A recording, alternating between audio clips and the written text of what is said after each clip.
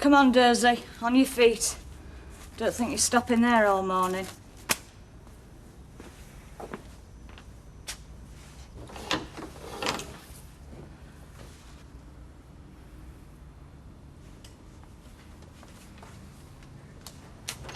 Steve? Is Steve in the bathroom? Now this are you joking? He's not here. Well, you didn't expect he would be. I mean, you know, a dog couldn't sleep on there. So where is he? Well, a rough guess, I would say he's probably safely tucked up in bed, snug as a bug in a rug. I mean, not even a row with Andy could stop our Steve having his beauty sleep now, could it? I mean, he'll have had a couple of hours on there and come to his senses. Right, I don't think I'll have a cooked breakfast this morning. Just a couple of slices of toast, all right?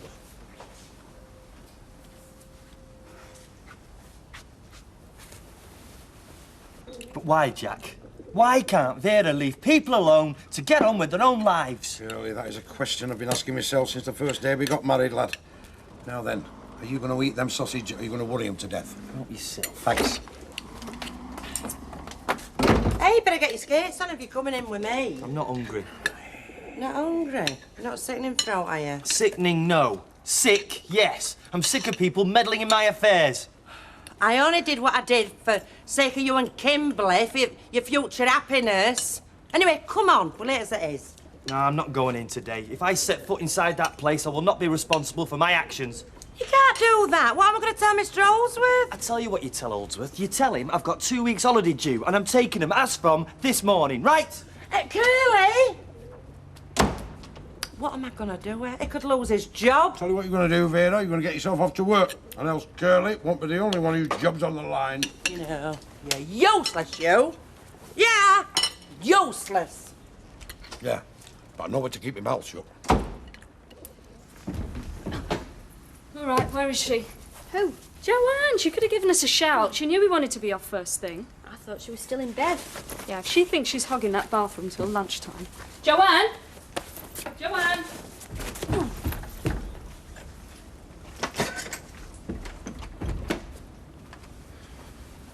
She's not in there. If she's gone round to see Steve again, I'll throttle her. Flick, What? Joanne's not the only thing missing. Her rucksack's gone as well. Betrayed. By a wife who doesn't trust me, by a bank manager who's broken her confidence with a client. Alec, why don't you calm down, sit down, and stop going on like a gramophone record? If you need to blame somebody, you need look no further than your own shaving mirror. If you hadn't been so flaming secretive in the first place... If I want to leave my only granddaughter a little token of affection when I depart this mortal coil, it's nobody's business but mine. Alec, this little token of affection you keep on about happens to be £20,000. Still my business. Aye. And I reckon it'll be mine when she's laughing all the way to the bank and I'm chucked out on the streets. Look, what I happen to have left Victoria is the proceeds of an endowment policy. You'll be left just as well provided for as my granddaughter. Don't fret. I see.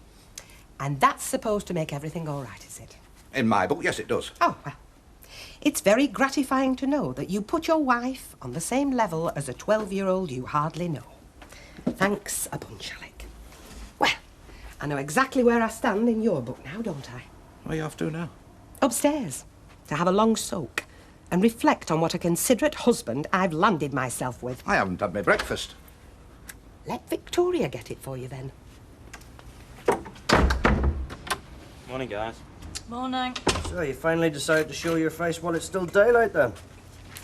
Oh, you can tell that brother of yours if he thinks he's going to lie in bed all day, he can think again. Steve? Well, how many brothers have you got? Well, he's not there, is he? He's not. Well, he stayed down here, didn't he? But we thought he'd gone to sleep in his own bed. Nope, not last night he didn't, anyway. Where can he have got to? Well, he's probably round at number 7 saying farewell to that wee girlfriend of his. I'll get it.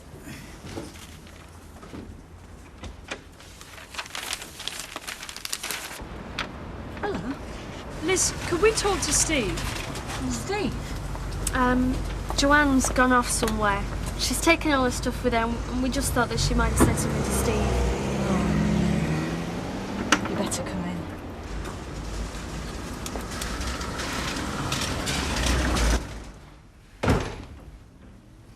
Jim. Oh, good morning. Morning. Steve isn't round at Joanne's. It seems she's gone off somewhere and taken all her gear with her. You don't think The that Steve... stupid, brainless wee idiot. I'm not with you. Well, neither is he. I mean, we assumed he'd gone round to your house. Well, then, it would appear, wherever they've gone together. Bloody hell. Dad, Yeah? it's the bike. Oh, it's gone. Oh. I just wanted to make a gesture. She is my granddaughter. Oh, you've made a gesture, all right, Alec, and not only in her direction. Anyway, what makes you so sure you're going to be around to collect? There's no law says I've got to go first, you know. There'll be no need for any law. You carry on the way you are, you'll make a good enough job of it on your own. Morning. Nice to see you and all. What's biting him? A few home truths, Betty, about a certain will he was hoping I'd never see. Oh, you didn't. Oh, yes, I did, Betty. I had to know, hadn't I? There was no way he was going to tell me. You can hardly blame him for being upset then, can you? He's not the one with reason to be upset, Betty. So, the news wasn't good, I take it. For you, I mean. For him and me both, Betty. Believe me.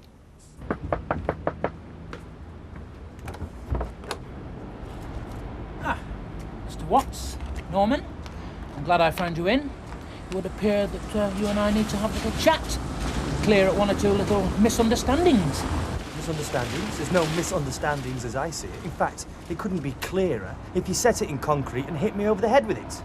Now, if you don't mind, I'm on leave of absence, as from this morning. Yes, unsanctioned absence of leave, Mr. Watt, which could be construed by head office in a very different light, believe me.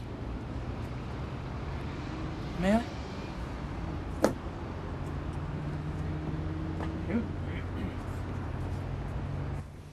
Now, Luke, if you're under the impression that it's something that Mrs. Duckworth has said about your relationship with Miss Taylor, which is stopping you going to Hartlepool... Oh, and I suppose you're here to tell me it wasn't. Oh, Mr. Watts, Norman, the day I let some mild flirtation stand in the way of the good or better buys is the day that I'll pack away my management diploma for good.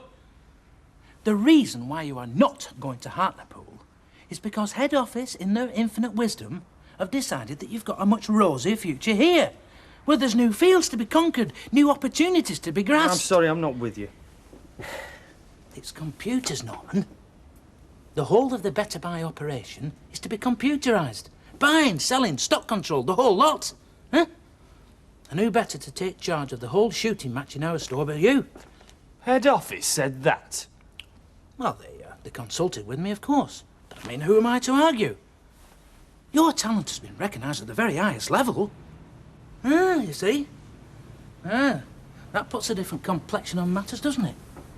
So let's have no more of this leave of absence nonsense. We'll talk about the entire thing in my office in the morning. I'll let myself out. Are you sure you haven't got any idea at all where they might have gone? Nope. Will you listen to me when I'm talking to you? Yeah, I am listening. You must have asked me the same thing a dozen times. I've no idea where they've gone. Oh, where are you going now? I'm going to my room. All right. Listen. Look, all I want to find out is what he's playing at, that's all. Well, that's fair enough. But if you think I'm trying to cover up for him or something, you couldn't be more wrong, because I'd hope to wear with Steve. All right? Why can't you leave the lad alone? It's obvious he knows nothing. I just feel so flaming helpless. You do? How do you think I feel? We've got to tell the police. Hey, no way! Jim, the two kids on a motorbike that Steve has never ridden before in his life. He doesn't know how to handle it properly. For all we know, they could be lying in a ditch somewhere. Look, if we tell the police, he's really going to be in it. I mean, look at it, Liz. He's riding an untaxed bike. He's underage. He's not even qualified to ride it. He's not insured. He takes the bike without permission. He goes riding off for the girl Joanne's age. I mean, catch yourself on, lovey. They'll throw the book at him. Look, I am as concerned about Steve as you are, love. I just don't want to get him into worse trouble, that's all. Let him think about what he's got into, and he'll be back. You mark my words.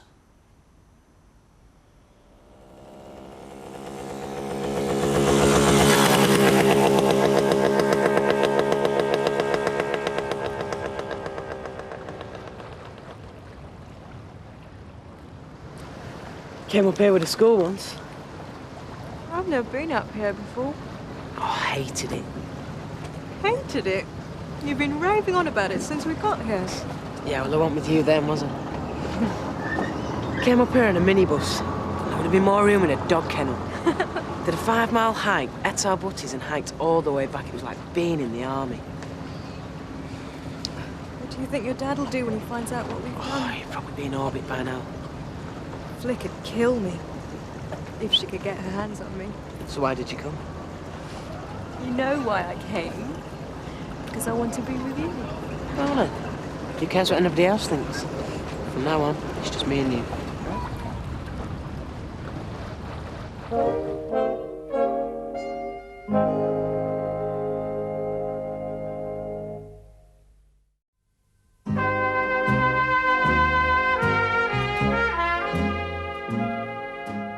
I know we said we'd be there today, but we can't help it. Rita's always been very good to Jenny. Yeah, I know, Dad. Well, we're disappointed too. Really? Yeah, we'll be there as soon as we can. Joanne? Yeah, Joanne's fine. Don't worry. Yeah, I'll call you again tomorrow. Thanks, Dad. Yeah, give my love to Mum. Take care. Bye. Sure you don't want one? All right. I told them Rita's come down with a bug. We're meant to be looking after the shop. And they bought it? Yeah. Why? Why is she doing this to us? Does she really hate me that much? Of course she doesn't. She's just a daft, impressionable kid, isn't she? I know. I was one myself, you know, when I took off to France. And I'll tell you this for nothing. I came back, didn't I? As soon as I realised that the big wide world is nowhere near what it's cracked up to be. Just like Joanne will. Believe me.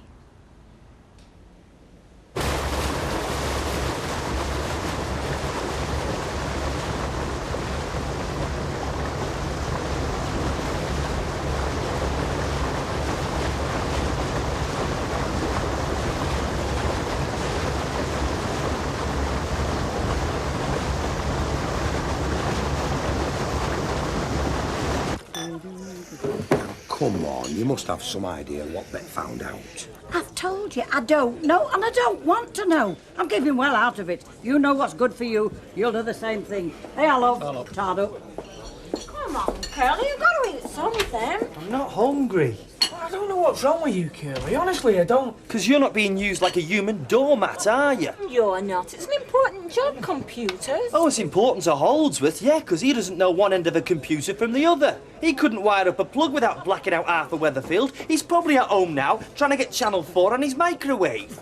Why do you always have to see the bad side of things? Because there isn't another side. Not to my life, there isn't. Oh, come off it, Curly. You've got it made, you. Have you got a good job, lovely girlfriend, and comfy Billy? Well, that's where you're wrong. I've got a crafty, conniving boss who uses me. I've got a girlfriend whose parents think they own me. And I've got a landlady who's not happy unless she's trying to run my life for me. Now, that's a recipe for disaster, is that? Curly, it's not like that, you know. It is like that. It's exactly like that. I'm trapped. And every time I struggle to try and make something of myself, I get caught up in life's evil web, with 3 dirty grey horrible spiders gonna gobble me up as soon as it looks like I've got a mind of my own. Well, if you think like that, there's nothing more to be said, is there? But if you want my opinion, Curly, I think you're daft. Because if you carry on like this, you're going to end up with nothing. You're going to have no job, you're going to have no girlfriend, and you're going to have no digs. And then where are you going to be?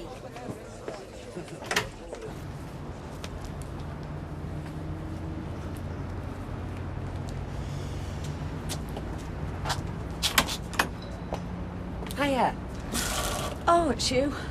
I've not called it a bad time, have I? No, it's fine.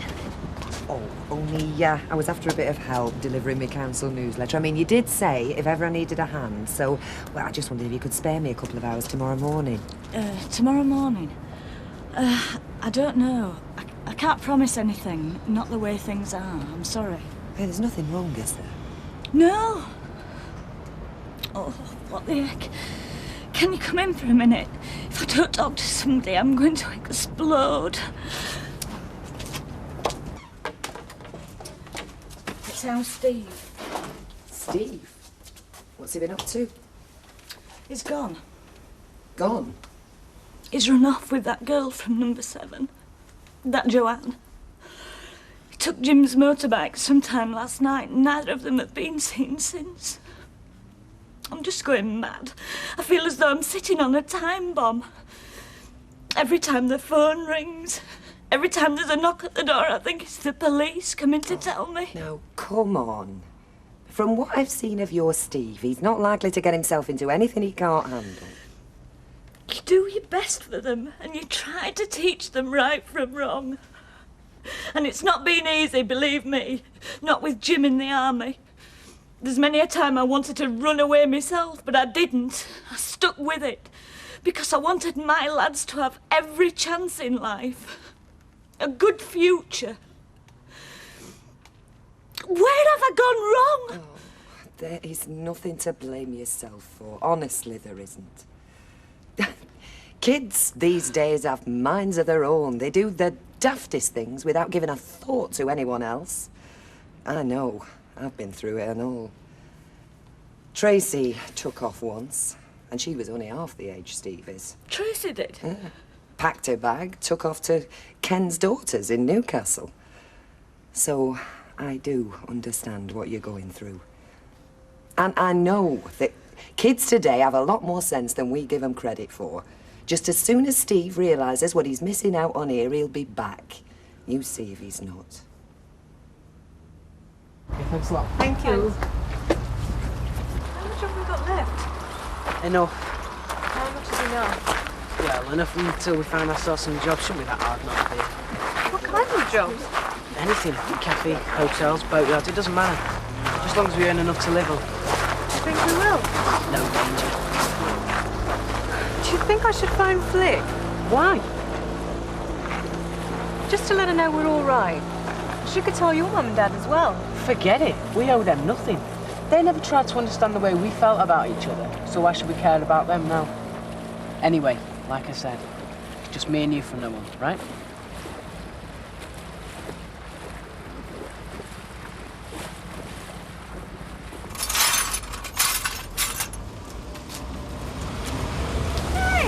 Jenny? Hi, Rita. Oh, what are you doing here? I thought you'd be in Canterbury by now. So did I. So what's happened? Well, we've just had to change our plans, just for a day or two. What so? It's nothing to bother you. Well, it's something that's obviously bothering you. What's happened? Come across. Right, well, I'll just get rid of this. Well, where did he go? Didn't he say? Oh, he just got into his car and went, which wasn't much of a loss, the mood he was in. Yeah. Oh, thank goodness for that. Where have you been? I've been worrying. I've been out on my own for 2 glorious hours without having to dance to Holdsworth's tune, without having the tailors organising my holidays for me, and without you trying to run my life for me, all right? All I did was have a quiet word with Mr. Holdsworth about your future happiness. Tell him, Jack. I'll stay out of this one. Yeah, me organising your life with the husband I've got. I've got on organising my own life. Leave it, Vera. Well, I'm not having him accusing me of running his life for him. You're teasing the oven. And by the way, Kimberly's coming later. Kimberly? I'm not seeing Kimberly tonight. Well, you are now. I told her to call round. You need somebody to drag you back into the land of the living. I mean, it's obvious. Me and him at flavour of the month at the moment. Jack, tell my husband there's a phone call for him, would you? You heard. She said there's a phone call for you, boss. Would you ask my wife who wants me, Jack? You winding me up or what? Just ask her, Jack. She said... Tell him there's only one way to find out, if he's not already hung up. She just said... Move, Jack. How long have we got to put up with this? Don't have a go at me, Jacko. I didn't start it. This is all down to your Lord and Master, this is. He has hung up. You and your childish games. Could have been important. It's no good for my blood pressure, you know, this. Could be fatal at my age. And that shouldn't worry you, Alec. It just means that your precious Victoria gets her inheritance that much sooner.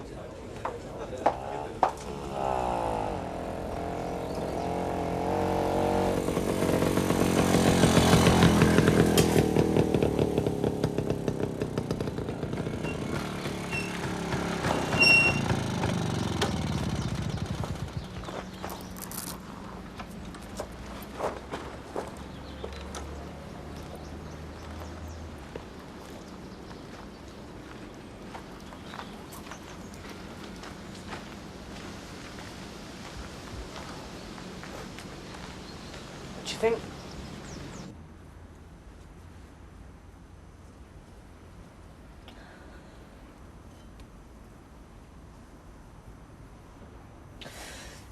Jim, it's nearly 9 o'clock. It's obvious they haven't just gone for a ride round the block. We've got to phone the police. No. Look, I know Steve will be in trouble, but at least he'll be back. Back home where I know he's safe. And what kind of relationship are we going to have with our son then? I mean, if we let the police drag him back here and throw the book at him, how long is he going to stick around then? Look, we can't just do nothing. I know, Steve. Wherever he is, he'll survive. We've just got to let him get it out of his system. And by my way of thinking, that's not going to be too long. I mean, come on. He hasn't got any money. He's taken all his pocket money. Well, he's not going to get very far on that now, is he?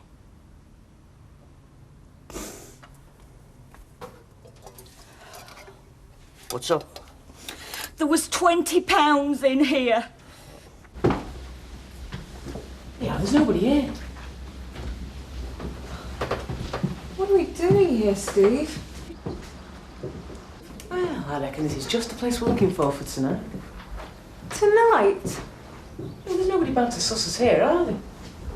You don't mean it. You don't expect us to spend the night in a place like this? Oh, what did you expect, the Hilton? Well, I didn't expect a grotty old derelict house. It's just for one night, Joe. We'll look for somewhere better tomorrow. You'll be all right. I promise you. Trust me.